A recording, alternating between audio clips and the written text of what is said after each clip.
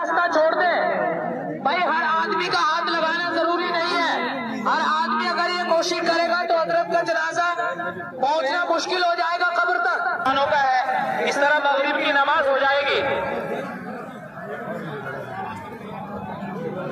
बना कर दे तभी जल्दी हो सकता है काम।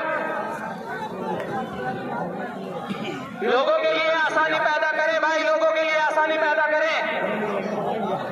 अब ज़ियारत नहीं होगी इसलिए कोशिश मत कीजिएगा। भाई जनाजे के सामने से हट जाए, वहां पे जो नौजवान लड़के हैं चैन बना दे और हजरत के जनाजे के पहुंचने का किसी तरीके से इंतजाम करे।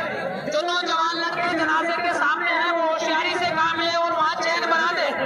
भाई हजरत के जनाजे को किसी भी तरीके से कोशिश करे वहां पे पहुंचाने की। भाई जो नौजवान लड़के हैं वो वहां पे चैन बना ले हजरत के जनाजे के सामने।